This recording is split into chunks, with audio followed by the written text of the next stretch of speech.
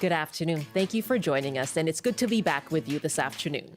We'll bring you the latest on the BC wildfires and what the road ahead looks like for communities in the central Okanagan and the Shuswap regions. You can let us know how you've been affected as well and how the province's wildfire strategy could change. After 12:30, mortgage specialist Steve Ng is back to talk about how you can manage your mortgage and your budget. I'm Michelle Eliot. Welcome to BC Today.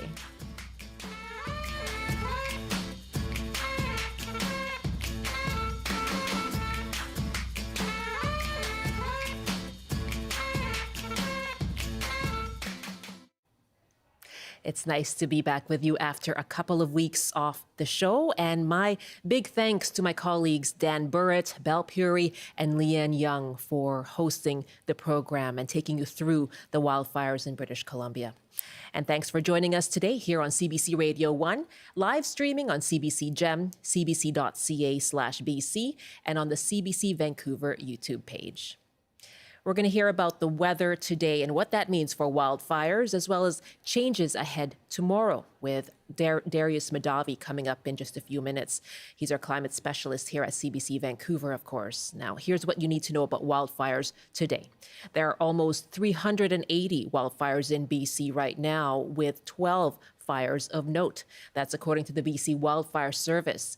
In the North Shuswap region, stable weather conditions are helping in the fight against the Bush Creek East wildfire that continues to burn around Shuswap Lake and has destroyed an estimated 131 properties and damaged 37.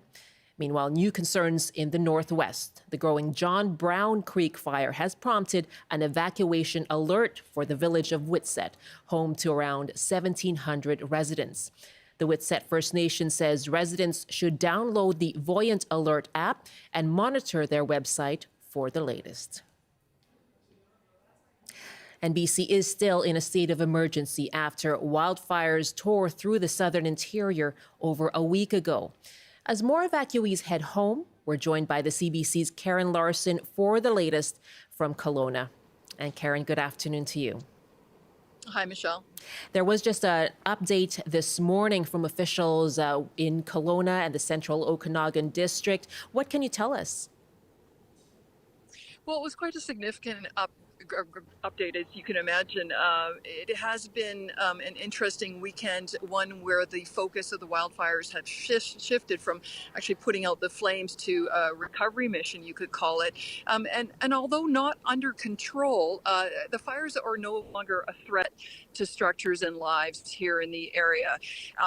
And as this threat continues to diminish, there still are a number of operations going on. One is counting up the number of homes and structures that have been lost. That was announced this morning that the tally has gone up by 7 to 189. And that doesn't really tell the whole story either in that category, because the Okanagan Lake Resort, the much beloved and, elderly Okanagan Lake Resort, is counted as one structure, but there were 150 units in that structure. So, structures lost. It is actually remarkable, though, to think that no lives have been lost when you understand the magnitude of what these wildfires have been in this area. That's very true and something to be grateful about. But to see, the looks on people's faces as they do return home, looking at some of the news coverage, of course, and just seeing the devastation on their faces as they see the rubble around their communities. What about any other fires surrounding the area right now? Yeah, well, there still is 1,000 evacuees. There was over 10,000 at one point. So up the lake and lake country, all the evacuation orders were lifted this week, and that's not the case in the Kelowna and West Kelowna area. And up in Lake Country, there is no imminent danger, but officials said the wildfires will continue in the hills behind here, and that residents and the communities will continue to see wildfire and smoke for a long, long time to come. Now they're, doing planned ignitions to make sure that people and structures are out of danger, but these wildfires in this area are going to be visible, and the smoke, you can see it here, I'll just pan around a little bit here. You can kind Yes. of see it's good today compared to what it's been in the previous week for sure. Massive improvement to the air quality here, but this is going to be an issue for a long time in this area. Yeah, I can see there you're just by the water there, Karen, and the sky certainly looks gray, but a bit better from what we've seen over the last week for sure. And what we heard from officials this morning as well was looking ahead, right? The road ahead to recovery, as you say, and rebuilding. What did we hear about that? What can residents plan for? Well, it really depends on your situation. If you are someone whose house has been damaged or who has lost their house, of course, it's a very different scenario. Like I said, officials are doing this painstaking work of doing these structure assessments. I mean, in some neighborhoods over in the West Kelowna region, one house is standing and the next one next door has burned down. And even though the house is standing is fine, the chimney of the neighbors is leaning, and that poses a danger to the house next door. Streets are inaccessible. There are what they call danger trees along a lot of the roads. These are trees that are burned and that could be blown over very easily by even low winds. So it's those sorts of risk assessments and cleanup that has to be done before the people who still have homes can go back to their homes. And for the very unlucky who have lost their homes, it's going to be a completely different scenario. And the focus there is on support. Like what can officials do to support these people as they try and find a place to live, obviously, and get back on their feet. And as you're there right now today, making connections with people there, Karen, what are the kinds of stories you'll be looking for?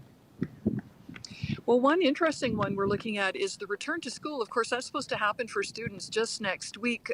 There were 5 elementary and middle schools in the evacuation area. Now, I understand as of today, the administrators and teachers are allowed back in. Most started going back if your school wasn't in an evacuation zone a week ago. All these 5 schools have now opened. One in particular, Rose Valley Elementary, had the fire come right up to the school boundary, but the structure preservation team was there.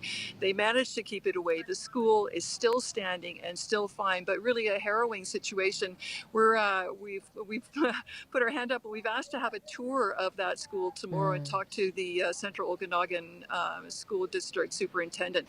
So that's one story we're looking at in the next few days. That's going to be an important one to follow as we look ahead to the beginning of the school year. For sure. Karen, thank you so much for your time. You're welcome, Michelle. That's the CBC's Karen Larson reporting from Kelowna. It's 12:13 now, 1:13 in the Mountain Time Zone. And we are asking you on the open line as well, how have you been affected by the wildfires in British Columbia? And you can give us a call, 1-800-825-5950, 604-669-3733, star or pound 690 on your cell phone. And you can also email us, bctoday@cbc.ca. And there is some rain coming up in the forecast. We're going to find out more about that right now with the CBC's Darius Mahdavi. He is CBC's Science and Climate Specialist. Good afternoon. Thanks again for joining us all of these hours on air and today as well, Darius. So important to have you. Thank you. Now, what is the expectation for today, and how is it going to impact the fight against wildfires? So we have this high pressure system that brought us the heat through the weekend, still in place over the interior.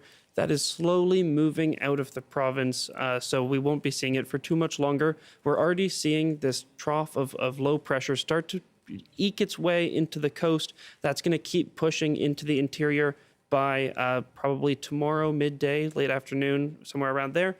We're already going to see those effects here on the coast by late tonight. So we can expect the possibility of even some thunderstorms, some rain showers tonight in Vancouver. As that pushes its way in, expect it to bring rain easily for Tuesday and Wednesday through most of the southern interior, and possibly, this is a new sort of development just this morning, possibility that another low pressure system comes up for Thursday as well. So that could be another day of rain yet again. So bringing more of that prolonged over the course of days precipitation. Yes. What kind of difference would that make, do you think?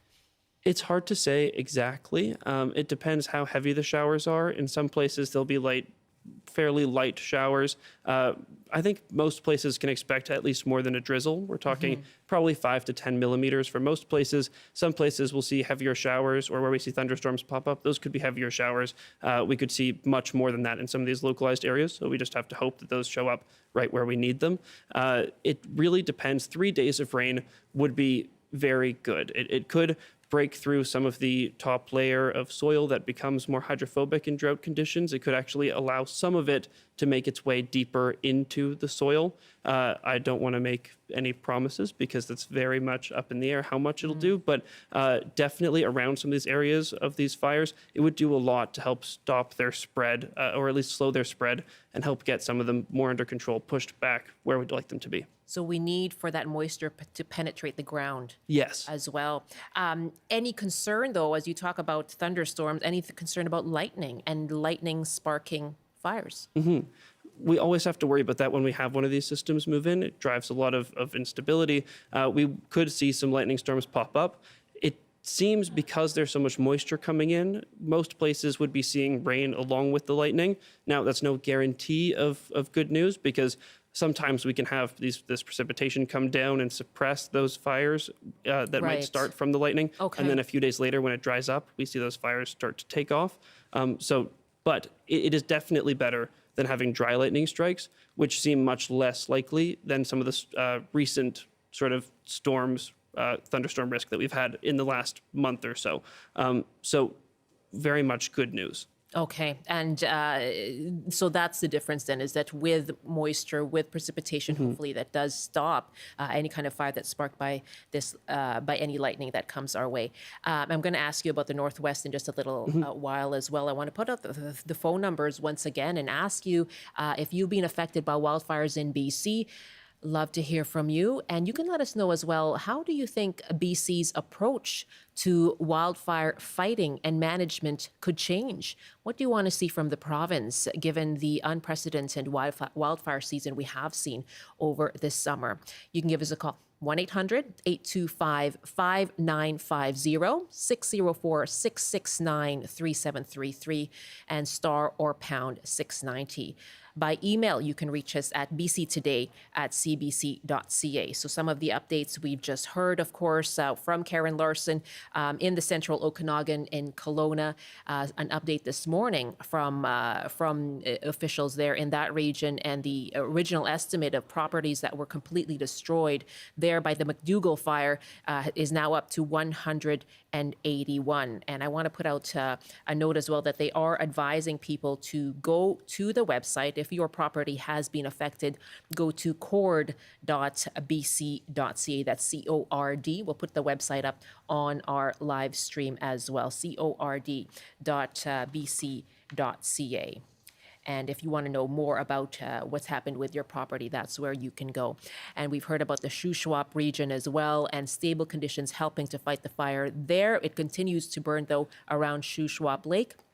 Meanwhile, new concerns in the Northwest, an evacuation alert being issued for the village of Whitsett and 1,700 residents there.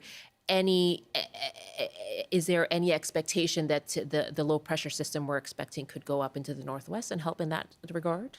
Unfortunately, at the moment, it seems like temperatures in the north are going to stay above seasonal. Now, right now and over the weekend, they were seeing temperatures that were well above. We're talking into the 30s, which is very unusual for the area. That's 10 at least degrees above what we'd expect to see. It's going to come down a bit, but we're still going to be seeing above seasonal, and it doesn't look like the moisture, for now at least, is going to make its way up there. I mentioned that just this morning we had that update about possibly seeing another system come in on Thursday. Because it's very uncertain what's going to happen there, that one could make its way further north, but it's very much too soon to say, unfortunately. They don't have quite the same relief coming that we're expecting to see in the south. Okay. All right. So we'll be watching that for sure. And residents there, the Whitsett First Nation is advising residents to download the Voyant Alert app. That's the Voyant Alert app. and monitor their website as well for the very latest. That's the Witset First Nation for the 1,700 residents in the village that now have an evacuation alert. And I want to give out that website once again for residents in the central Okanagan. That is cordemergency.ca. cordemergency.ca, CORD, Central Okanagan Regional District.ca for the latest. And if you want to also find out what the impact has been on your property, that's where you can go. And our numbers again, 1-800-825-5950, 604-669-3733, star or pound 690 by email, bctoday@cbc.ca, asking you how you have been affected by wildfires in BC and how you think BC's approach as a province can change when it comes to fighting wildfires and managing them here in our province. Of course, an unprecedented season here in British Columbia. And Darius Madavi is with me here to take your calls, CBC science and climate specialist. We heard from Karen Larson in Kelowna, and we saw as well the skies a little bit better in Kelowna, but I was out last night here in Metro Vancouver, a red moon, very gray skies, smoky skies. What should people know about the air quality? So right now, we're not sitting too bad. Air quality in Vancouver is at moderate risk levels, which is better than we saw at some points during the weekend when we had quite high risk. Yes. In places further into the interior, it really depends where you look. If you go to the BC provincial website, they have a great interactive map where you can look at the air quality in your region. In terms of wildfires, you can look at the AQHI, which is the Air Quality Health Index. It's really great, and when we have severe wildfire events, we do see them shift to using a metric that more accurately reflects wildfire air quality versus just typical air quality. So generally, they average 3 different pollutants to get the Air Quality Health Index. When we have a severe wildfire, we have particulate matter, PM 2.5, that is the most severe concern. And so when that is much higher than the other pollutants, we can find that the AQHI on its own might underestimate what the actual danger is. And so BC was actually the first to adopt a new health index that reflects that. And when PM 2.5 is very high, it flips so that it uses that as the predominant factor in determining what the air quality is.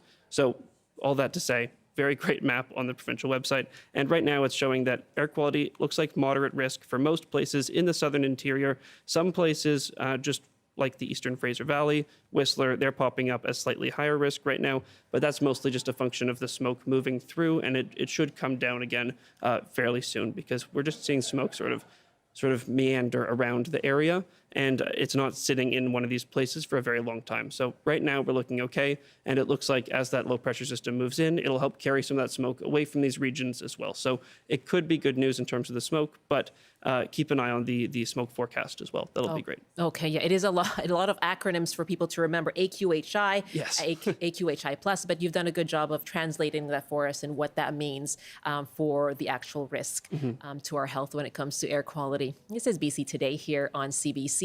My guest, Darius Madavi, he's been taking us through the weather and its implications for the wildfires in British Columbia. And we've been asking you as well how you have been affected and how you think BC's approach as a province could change when it comes to wildfire management. Our phone numbers are 1-800-825-5950, 604-669-3733, and on your cell phone star or pound 690. And James is calling us from Chilliwack. Hi, James. Welcome to the show. Good afternoon. My idea is that we could fight the fires perhaps more efficiently if we had a reserve team ready to go. We have a military reserve, weekend soldiers. I think we should have a squad of weekend firefighters. And when the professionals need help, they could be called upon. Yes, and so in certain cases, right, they would call military in, and there has been some more discussion over the last week, as I recall, for perhaps a national system and a deployment for when it comes to for wildfires across the country. Why do you think that's important? What have you seen when it comes to the efforts here in British Columbia? We've had the BC Wildfire Service, of course, firefighters flown in from places like Australia and Mexico.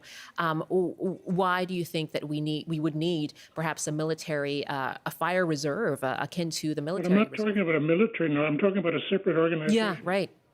And I think that there are a lot of able-bodied people who don't want to be associated with the military, Okay. might feel obliged to help fight fires. Okay, and what we've heard as well is the strain on firefighters, right? It's physically very demanding. The mental health strain of not having and the need for breaks, and that's why we call in people from outside the country. But you're saying we need to beef up our resources when it comes to fighting fires. Exactly. Yeah. A Okay, backup team. James, thank you very much for the idea. Thanks for calling. Bye. Bye-bye. That is James calling us from Chilliwack, asking you, what do you think needs to change? What could change when it comes to BC's efforts and approach to firefighting in the province? Give us a call, 1-800-825-5950, 604-669-3733, star or pound 690 as well. And Darius, I don't know, as you've been watching the stories, come in over the last week, 2 weeks, what has stood out for you in terms of what the challenges are for these firefighters? I consider myself quite lucky. I get to sit here far away from the fires Yeah. and talk about the science of what's happening, being quite reserved from all the things that are happening on the ground. And I know that it's been very difficult for the people on the ground, our reporters and the firefighters, the people being affected by the fires. Absolutely. So it has been very difficult to hear all the things that have been going on in the interior, but nothing like what's happening to the people that are there. I think hearing about how long the people fighting these fires have been just on the ground and have to be ready to go, it's really difficult to hear. And all the people that have lost their homes or don't know if they've lost their homes, it's very difficult to just sit here and talk about the fires, hearing all of that. Yes, and of course we have lost firefighters as well in the fight this year, and there has been a call, as I mentioned, for the country to have a national wildfire service, and these are experts that have been calling for this service in light, of course, of the increase in wildfires, not just in BC but in other parts of the country as well. We've been taking your calls on this. What could change when it comes to BC's approach to wildfire fighting in this province? And if you have been affected yourself and want to share your story, you can give us a call. Our number is 1-800-825-5950, 604-669-3733. And Larry is calling us now to talk about preventing wildfires in the future. Hi, Larry. Hello, Michelle. Thank you. Thanks so much for calling. What did you want to say? We do need a moratorium on clear-cut logging. We need to just transition loggers into planting. We need a moratorium on old-growth logging. We need to let the forest renew itself. And what difference could that make when it comes to wildfire season? The fires that occurred over the millennia were controllable by nature alone. So we need to replicate that process by essentially letting rewilding occur. Mm-hmm. Okay. And what do you make of the move and the call for more of that prescribed burning in the off-season, Larry, to try and then be able to stem the spread of wildfire during the summer? I don't know enough about it. It may be part of the remedy, but it's certainly not the complete remedy or the linchpin. Your point is the impact of clear-cut logging. It's been devastating for a century or more. Larry, thank you so much. Good to hear from you in Victoria. Thank you. You take care. That's Larry joining us from Victoria, and we are taking your calls on this too. And if you want to give us a call, let us know what you think needs to change when it comes to wildfire fighting in BC. Our number is 1-800-825-5950. I'm going to wrap up here with Darius Madavi. And so what will you be watching for then? We had a very early start to the wildfire season. Here we are wrapping up wrapping up the summer, the last few weeks. What do people need to look to? What can we expect? The number one thing I'd say is don't expect the wildfire season to end just because summer is ending. We had wildfires carry into quite late last fall because we had drought conditions building starting in late August. Now we have those same drought conditions and worse already in place. And even though we're going to see some rain this week, it likely won't be enough to bring our drought levels down, even if it brings our fire danger down. We might see a couple places drop from level 5 to level 4. Even that I'm doubtful of, but it is possible. I would just caution against thinking that this is the end. I know that we'd all like it to be, but that we've got a while to go yet. Yeah, I was wondering that, as we wrap up the summer, what does that mean for wildfire season? No, they're not in sync. We don't necessarily say things are over just because the calendar says so. As you say, those conditions continue. Darius, always good to have you. Thank you so much for your time. Thank you. As Darius Madavi, CBC's climate and science specialist. It is 12:30 now, 1:31. 12:31 Pacific and 1:31 in the Mountain Time Zone. You're with BC Today here on CBC. We're on radio, 88.1 FM in Metro Vancouver, live streaming as well. You can find us on cbc.ca/BC. You can use the CBC Gem app, or you can find us on YouTube at the CBC Vancouver page. And coming up, we're going to hear more of those stories and those scenes from wildfires, this time from the Shuswap region. And we're going to hear as well from a mortgage specialist taking your calls on managing your mortgage as we face, of course, rising interest rates and general concerns around the cost of living. We'll take your calls on that coming up after the CBC News Update. And here's Michelle Morton. Good afternoon. Here are the headlines from the CBC Vancouver newsroom. Officials in the Kelowna area have updated the number of structures that were damaged or destroyed by the McDougall Creek wildfire over the past 11 days from 181 to 189. The wildfire continues to burn out of control over 123 square kilometers, but firefighting efforts have pushed it back into the hills above West Kelowna, which is located on the opposite shore of Okanagan Lake. The province is promising to help create more affordable homes.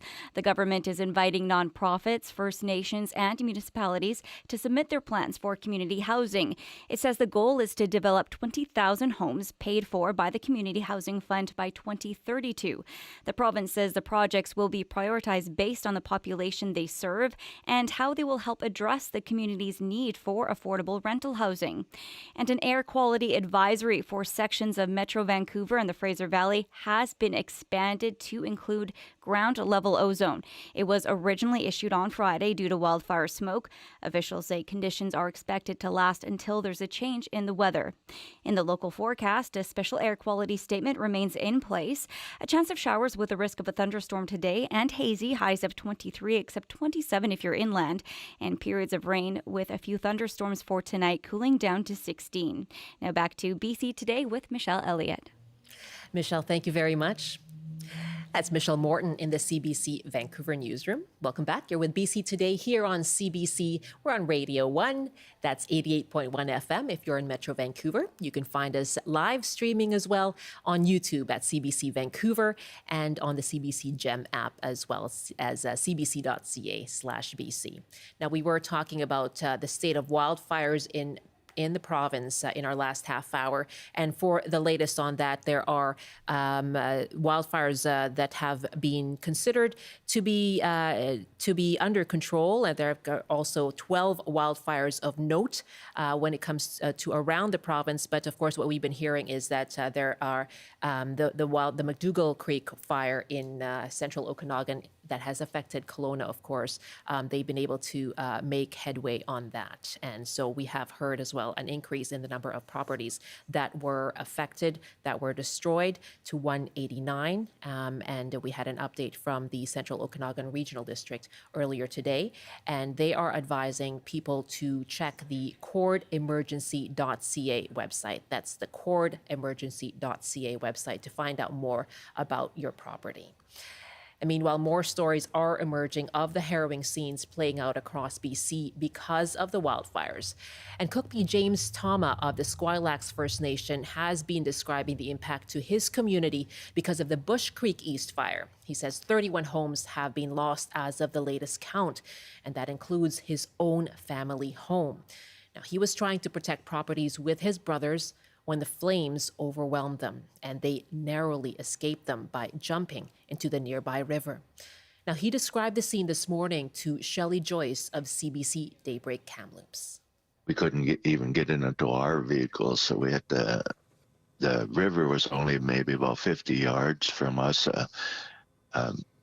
We got to the river, and already the fire arrived over us. It went over us and immediately jumped Little River and started burning over there. And things looked a little bleak there. Me and my brothers, we thought maybe this is it, and we told each other I love you and everything, and said if we have to, try and stay as close to shore as you can, and try and make it down river to the mouth of the river. And we ran and along the river, and we were underneath Squilax Bridge, and we were stuck there. And some very brave boys from Adams Lake Fisheries, they heard the plight that we're in, so they notified that we're going to come get you. And we thought it was too dangerous for them, because then it was like being in a war zone, embers showering all over us. We could hear the community going up, exploding, boom, boom, boom. And we thought, no, and those boys just said, no, we're coming to get you. And a short time later, we could see the light because the smoke was so thick. The boys arrived, and we got in the boat and we got out. But, going downriver and seeing my community going up in flames, that was heartbreaking.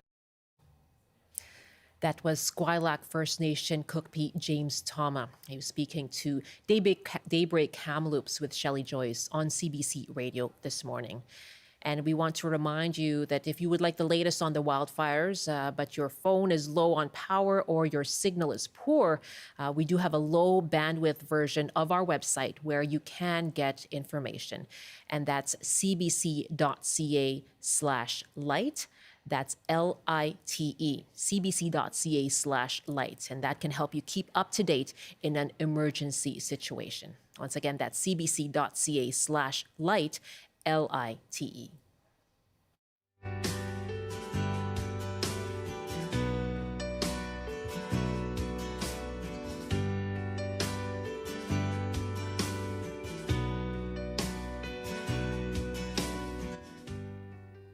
On to another story now, the cost of your mortgage. It has been a concern over the last year as interest rates have risen repeatedly, and that's meant a strain for homeowners.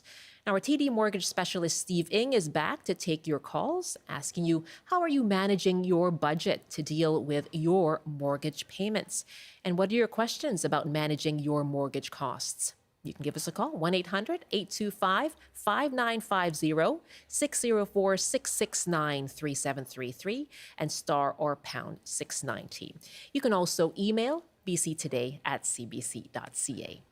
And Steve Ng joins me now here in our studio. Hello, welcome back. Thank you for having me back. Very nice to have you. We've been talking about these wildfires and the devastation and sadly people losing their homes. It's really been the big story over the course of the last few weeks. From your perspective, what are you observing when it comes to the wildfires and their impact? Yeah, firstly, I'd like to say that our heart goes out to individuals like James, who's in the last story, and all those that are affected directly and indirectly by the forest fires. And I saw the devastation firsthand. I was actually driving into Kelowna at that time when it happened on that Thursday, and I'll tell you that the pictures don't do it justice. And when you see things like that, it's life altering for sure. And the one thing that I would recommend that viewers do is to reach out when they need help. whether that be mentally, whether that be financially, whether that be emotionally, please reach out sooner than later. The financial institutions actually got together and discussed ways to support the forest fire initiatives, from making donations to United Way to also providing deferral payment programs, as well as interest, I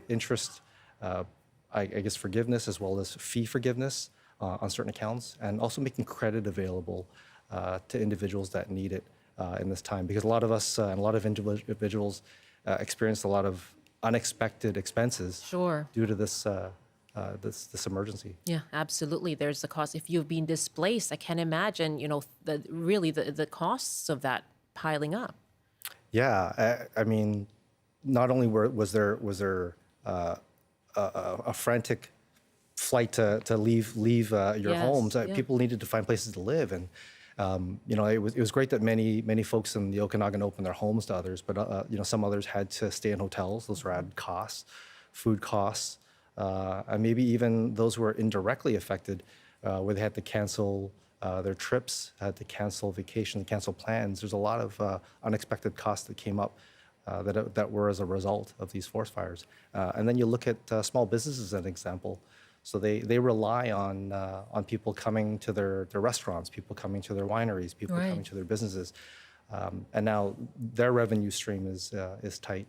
So yeah, the advice that I give is for sure to speak to your financial institution and to your financial advisors. There are solutions, and like I said, all the financial institutions have really put forward their best foot to really try to support Canadians right now, and they do understand. But don't wait till the last minute to ask for help. Ask sooner than later. Okay, I'll ask you more about those resources in a moment. And if you have any questions, if you have been affected by these wildfires this summer, what would you like to know about what that means for your finances, and what are some ways that you can try and reduce your costs? I'll ask him about those deferral payments he just mentioned as well. If you have questions of your own, whether it is with regard to the wildfires or increasing interest rates, what information do you need to manage your mortgage? Giving you the opportunity right now to ask those questions. You can give us a call, 1-800-825 5950 604 669 3733 on your cell phone, star or pound 690. If you'd like to email us your question, it's bctoday@cbc.ca. And while we wait for those calls to come in, Steve, perhaps you can go through with just some more specifics when it comes to those deferral payments. Are you having people, is a place like TD getting an influx of people asking about those things? It is a trickle effect for sure. I think there's a lot of other priorities that people have right now, but we are Sure. starting to see it increase. We're starting to see more questions flow in, and we're trying to get the word out there proactively ourselves as well.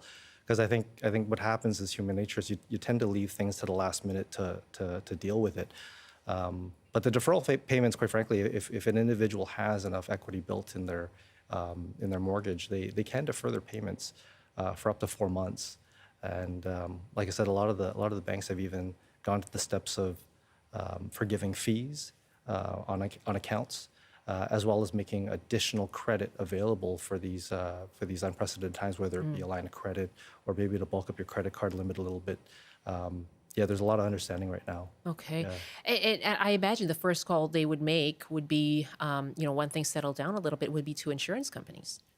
Yeah, insurance companies for sure have received a number of calls. I myself am not an insurance broker, Sure, but yes. I could Fair tell you enough. that the insurance industry as a whole is having to deal with this, and I think every insurance company, including TD Insurance, is seeing an influx of calls. We actually do have, and much like the other institutions, have a special department that's set up for natural disasters like this as well, that can help people with financing and even rebuild costs. And I know that might seem like a long ways away for some people who have lost their homes. Right. But that is something that we do and we have to think about. So we do have rebuild specialists available at TD Bank, as well as the other institutions that can support. Okay, so again, if people can call us if they have questions about that, and it is looking to planning ahead or looking down the road, recovery as we were talking about as well earlier. So if you have questions about that, 1-800-825-5950, 604-669-3733, star or pound 690. Stephen is with me, a TD mortgage specialist, and I imagine, I mean, it's busy perhaps, or you're getting this trickling in of calls regarding wildfires, but it's been busy for a while now because people have had their concerns around increasing interest rates. And what has that been like? What are people doing? It's been a couple of months now since the last increase, I believe. So what have people been doing to try and manage that? Well, I think last time we spoke, it was back in July, and that was off the heels of yet another Bank of Canada rate hike. And I think at that point, there was a lot of concern over whether or not the economy was still going to continue to be overheated. I guess thankfully, we are seeing that consumer spending now is slowing noticeably to the point where a lot of the economists now are anticipating potentially that the Bank of Canada could hold rates. Now, I don't want to give a false sense of security that rates are going to come back down anytime soon, but holding rates is a good first step, and is a good first step for us to manage our budgets in a way where we can anticipate what's going on. And I think that's the key right now, is to get to a place where we can anticipate what is happening and predict the future. Right. I guess people have not been able to do that for a little while. No. And I think we talked about even gas prices, right now, Yes. those are just things that we can't predict. But what we can predict is that costs always do go up. And with inflation, we are going to see a longer period of time where costs are going to continue to be high and elevated. So, what do we do in those times when costs are high and elevated? I'd love to hear from people about that. Right now we've been talking about gas prices today, looking at, over $2 around Metro Vancouver. So when you see those increasing mortgage payments, what are you doing to adjust your own budget to deal with that? I'd love to hear what your strategies are as well. 1-800-825-5950, 604-669-3733. And we're taking your questions about managing your mortgage and what you're doing about that as well. Alec is joining us from Victoria. Hi, Alec. Hey, good afternoon. Good afternoon. And what did you want to say about mortgages? I just kind of had a question for your guest Sure. there. I'm looking to sell my house and buy another one. I've got a growing family. Little apprehensive, just knowing what the right thing to do is with a mortgage. I've been advised to port the mortgage over, but I'm kind of curious where everyone's going to be in 1 or 2 years when everyone has to renew their rates and, like you're saying, adjust their budgets. But what's your advice for, should I hold off, or should we move now? I'm just kind of curious what the thoughts are. Of course, porting a mortgage is pretty easy now that my rate is still so low, but just kind of curious what your guest has to say on that. Yeah, thank you for the question, Alec. You're in a great position, I would say. I mean, it being in the market is a good first step. The last thing you want to be is to be out of the market for any long period of time, because we just don't know where the market's going to end up. Porting is a great option, because with porting, you can maintain your existing mortgage amount and rate and the remaining term and move it onto your new property. If you need any additional funds, then we can add those additional funds onto your mortgage and average it out with today's current rates. So odds are, if you've had your mortgage for a few years now and you're porting, your rate's going to be a lot lower than it is today. For sure, it'll be lower than today. So even with an average of today's rate, you're going to be qualifying at a lower rate. And you'll be able to maintain that rate for the duration of the term that you have left. So if you still have 2 years left, maybe that 2 years will help get us to a place where interest rates and inflation are at a much better level. But I'd say the overarching advice I would give is it's more the need that drives what we do. And you mentioned that you have a family that's growing, and I think that if that's the ultimate need, then that should be driving the decision. In Canada, interest rates will always rise and fall. We don't have 30-year mortgages like we do in the U.S. So if this is something that you want to do and it is a long-term goal to upsize and you need it, then I would say that's what you should be doing. Again, speak to a licensed realtor to be able to help you find that right property, right place, and speak to a financial institution to learn the ins and outs of the product. But it sounds like you're on the right track, and it sounds like you're motivated the right way for that next property. And for when it comes to porting, what it sounds like it might be beneficial. So what's needed to qualify for that? Yeah, we qualify it no different than we would a mortgage today. The only difference is that we qualify it using the rate that you currently have in your mortgage, which potentially could be lower. I mean, if you took out your mortgage even 2 years ago, your 5-year rate is under 3%, versus today, where you're well into the 5.5-6% now. So that's a pretty big difference in terms of qualifying. So if that means the difference of you getting into that upsize home, and that gives you the leg up on the competition to get that property, then I would say you should consider it. Okay. Alec, are you still there? Yeah, I'm still there. Do you mind if I just ask a quick follow-up question to that? Sure. I've heard a lot of numbers thrown around. What is the percent allocated to housing that that a Canadian should have? Is it something like 30 or 33% of their annual income? What a great question. Towards housing? Yeah, that is a good question. So we calculate things using what we call a total debt service ratio, or TDSR. So of all your total debts that you have, including your housing, 44% is what we look at to make that calculation. And the government, with the mortgage payments, they use whatever your current mortgage rate is plus 2% to calculate that 44% TDSR. So what are you saying? What's an ideal percentage then? I don't know that it's ideal would be zero. Yeah, right. What's a manageable percentage? Yeah, I think as with the government, they've set that manageable level at 44%. I think they've done that for a reason, and they've done that with a lot of consideration. It does seem high. Yeah. But I'll be honest with you, even today, with a lot of folks that live, especially here on Lower Mainland, that percentage is a lot higher than 44%. Yes. Yeah. Yeah. No, I imagine you're absolutely right on that. Alec, thank you so much. What a great question. Probably something I really appreciate your call too. And given, oh my goodness, the cost, the weight that can carry for people, what are some tools? We've heard about the first home buyer savings account. I think there have been some changes there too. Yeah, this was announced in the budget last year, the first home savings account, and there was a lot of excitement around this, but there was also a lot of confusion. When it was first launched, I think it was mentioned that you couldn't take advantage of the home buyer's plan, which is the RSP that you could use, up to $35,000 of your RSPs to buy a home. You couldn't use that in conjunction with the first home savings account. But when we finally launched it, the government had made that revision, so you are now allowed to withdraw out of both your RSPs under the home buyer's plan as well as the first home savings account. So that potentially gives a first-time home buyer quite a bit of ability to be able to save up towards that first home, because with a home buyer's plan, you can withdraw up to $35,000 in RSPs. But under the first home savings account, you can withdraw up to $40,000. And if your money is invested and it makes more than that, you can potentially withdraw even more than $40,000 towards your first home. Okay, a tool there. Always good to check in with you, Steve. Thank you so much for joining me.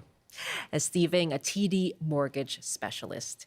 It is 12:52 now, 1:52 in the Mountain Time Zone. And back to our top story now. In Kelowna, officials this morning provided their latest wildfire update. And Jason Brolin is the fire chief in West Kelowna. Now, he spoke about when people will be allowed back to their properties. You're going to hear that in an upcoming clip we're about to play. And he began by saying that structural firefighting operations are moving towards the hard work of recovery. The firefight in our community has transitioned to a firefight in the hills above our community. Residents who have been out of their home are now returning slowly but surely to their homes. I said very early on in the fire that the minute people go out, we start thinking about how to get them back. I said that we have a plan and we were going to execute on it, and we've continued to do that. As you heard yesterday, thousands of people returned to their homes. And today I'm hopeful that even more will do so. There is still a lot of fire behind our community. We flew over quite a portion of it yesterday, and we're able to see that this fire will be with us for a while, not in the streets and neighborhoods, but in the hills above. As you heard from Brad, the hard work continues behind the community. It's not yet 100% safe in those areas, but great progress is being made. The fire, as many people witnessed yesterday and will likely see again today, is still close. But on the structural firefighting side, we've made tremendous progress.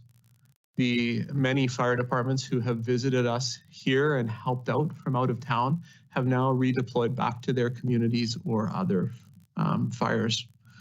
My firefighters said to me, Chief, we will be the last ones on the line. And I can tell you that we were. Our fire department was the last department off the line when it came to structural firefighting in our community. And we now are conducting just patrols, particularly in neighborhoods that are returning or remain on evacuation order. A tough week is just beginning for many who are returning home or waiting to return home. When the going got tough, your firefighters were on the ground fighting it. And now for many, the going's going to get tough, and we ask you to take a page from our book and do the same. I'm being asked over and over again, when can we go home? And it's a very fair question, but the answer is simple. You'll be allowed to go home as soon as it's safe. I want to speak specifically to a couple neighborhoods. Firstly, the Smith Creek area. You heard from Brad that a number of ignitions are either ongoing or planned in this area, and that is going to secure the line between your neighborhood and the fire itself. As soon as that work's complete, and as soon as fire behavior allows, I expect that residents will be able to go back home in that neighborhood. This will be soon. There's a lot of resources being put to this, both on the fire line as well as in the EOC. I want to speak specifically to the other neighborhood in our community, which is still out, but for a very different reason. The West Kelowna Estates and Westside Road neighborhoods. The damage in the remaining evacuation order area is significant. You or your neighbors, in many cases, have lost their homes and lost everything. We're going to do it right, and we're going to do it safe. You heard from the EOC director that a number of things are being put in place to assure that. In that neighborhood, entire systems are having to be removed and rebuilt. The power lines, the power poles have burned, the lines are on the ground, the transformers are tipped over. All of that is being removed and it's being rebuilt. There are danger trees, which mean in any sort of windstorm, those trees could tip over, and we don't want people in the vicinity of them. There's an entire group of people who are out there addressing those. Some of you, your homes are undamaged, but the roads leading to them are not safe. So until those roads can be made safe, we can't get you back in to see your house. The return is going to be staged. It's going to be incremental, as we said, and it's going to be, in some cases, a lot by lot reentry. There are great staff at the EOC who are already working on that plan. That's West Kelowna Fire Chief Jason Brolin speaking this morning about the plans for return of residents to that area. Now, he says the Central Okanagan Emergency Operations website is the best place for residents to stay updated on specific information for their community. That's cordemergency.ca, C-O-R-D emergency.ca. And you can stay up to date at cbc.ca/BC or cbc.ca/light. Much more information for you throughout the day here on CBC. I'm Michelle Eliot. Thanks so much for listening and watching.